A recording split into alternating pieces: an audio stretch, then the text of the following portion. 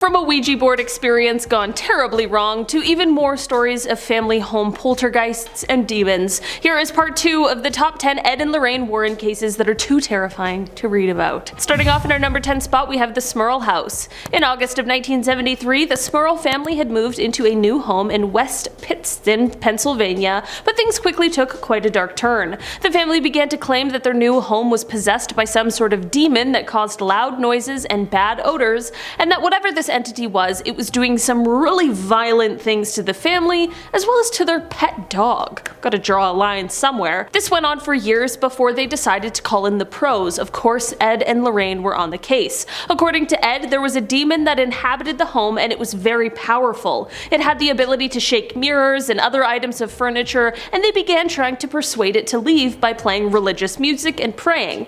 Apparently the Warrens, while in the home, witnessed a drop in temperature which was followed by the formation of a sort of dark mass. There was another instance where they claimed they saw the demon leave a message on a mirror that read, quote, "Get out." In our number 9 spot today, we have the Ouija board. This story is one that Ed Warren told when he was trying to set an example of how things of the occult and the supernatural certainly are not for amateurs or for the faint of heart. He used this story of a girl who was playing with a Ouija board, you know how all good supernatural stories start. She asked for proof of a spirit presence and she got a lot more than she bargained for. Warren said, quote, "She got this proof with 2 days and 2 nights of hell. Apparently it started off with the manifestation of a sort of animal form walking on her bed. This then turned physical, and whatever this entity was left her with some bruises. It is said that thankfully the mother in the home saw what was happening and she took action. She not only prayed by the girl's bedside, but she also sprinkled holy water. There was a 2-day vigil in which everyone tried to rid the girl of this demonic presence that she had summoned, and thankfully it is said to have worked." In our number 8 spot today, we have Annabelle. Many of us are likely quite familiar with Annabelle due to the movies made about the haunted doll, but as it turns out they are truly more than just movies,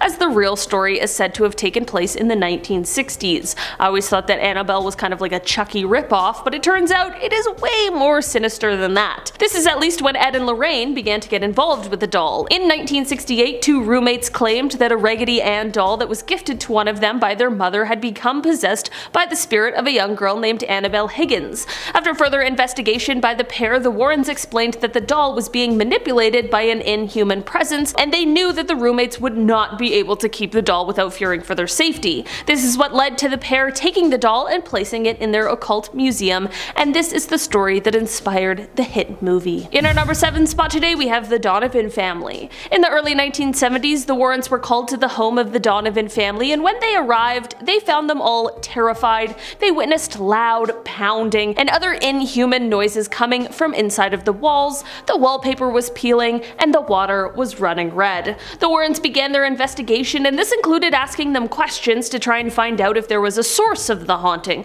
such as a recently passed away family member or some kind of new secondhand item. Through this questioning, it was revealed that one member of the family had used a Ouija board and ended up contacting someone who had died in the neighborhood 10 years earlier. The Warrens knew that it was time for them to call a priest because they believed that the entity that had been reached through the Ouija board was actually a demon just posing as the person who had passed away.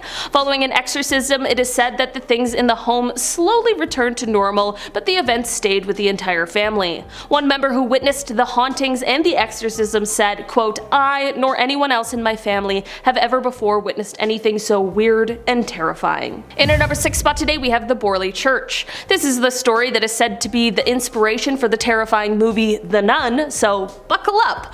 The story takes place when the Warrens went to Essex in order to investigate claims of the haunted Borley Church. The tales involved ghostly chanting, organ music being heard when no one can be seen playing, as well as the ghosts of both monks and nuns roaming around the area. It is said that these hauntings started because in one of the past lives of the area and the building, it is said that a nun was buried in the walls alive after attempting to run off with a monk. I gotta be honest, if that was me, I'd haunt that place for forever too.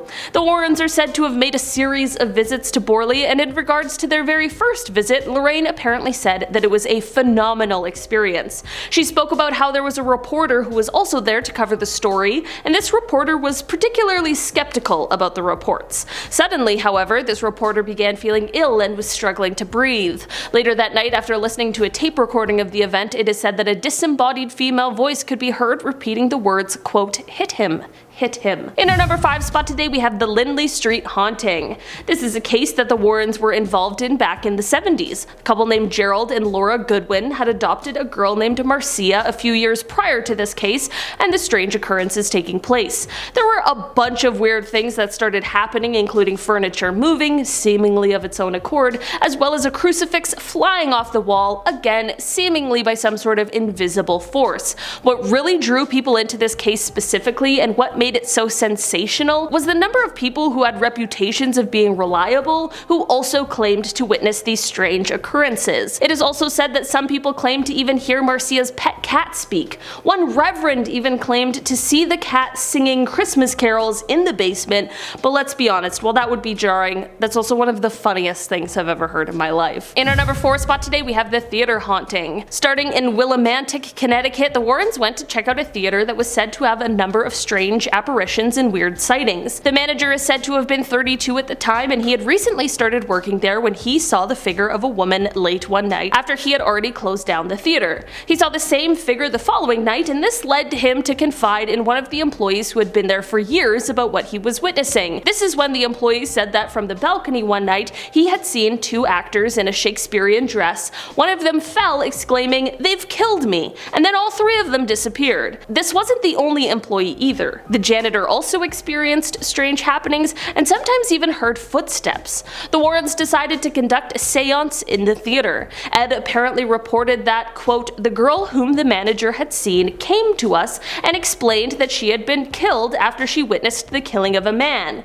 The spirit said she knew she was dead, but she was afraid to, quote, pass over to death because they were, quote, waiting for her." There was of course a medium present at the seance, and it is said that this medium called upon spirit guides to help the girl, but she refused. The Warrens left this case saying that the girl's spirit was still earthbound and that she remained in that theater.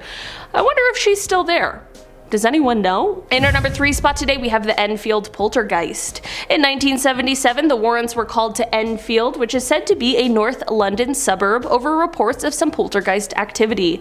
Many people claimed that the reports of the hauntings were a hoax, but when the Warrens conducted their investigation, they became convinced that the hauntings were a result of demonic possession.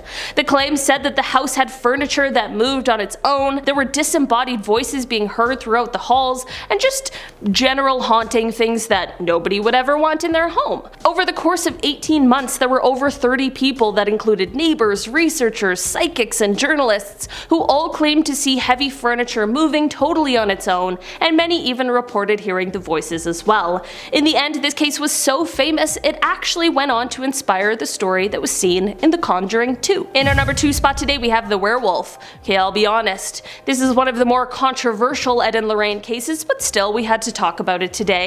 Ed and Lorraine claimed that they were able to exorcise the angry spirit of a werewolf from a man named Bill Ramsey, who was said to have turned into a sort of wolf man. The Warrens did not perform exorcisms themselves, so of course they needed to get some help from priests as well, but they claimed that the treatment worked. Lorraine explained that she saw Ramsey's case on TV and just felt like she could help him. She even claimed to have a video of this guy transforming into a wolf, but she conveniently never released it to the public, so that is still up for debate. The Warrens were so involved in this case that they brought Bill from England back to Connecticut in order to be exorcised by a bishop that they knew and trusted. In our number 1 spot today, we have Satan's Harvest. This Ed and Lorraine story is one that is said to be behind the book Satan's Harvest, and it involves someone named Maurice Theriault, who was also known by the nickname Frenchie. He was a farmer, and it is said that he had 2 personalities. One was super kind and friendly and warm, his neighbors loved him, some members of his family loved him, but there was this other side of him that was dark and cruel and twisted, and this was seen towards only specific members of his family. Ed and Lorraine came to investigate, and it is said that absolute chaos ensued. They claimed to see him bleeding from his eyes, they found crosses that would just appear on his body, and even messages written on his back. Alright guys, that has been our list for today. Thanks so much for checking it out. I've been your host today, Olivia Kozlowski, and I'll see you again very soon. Goodbye!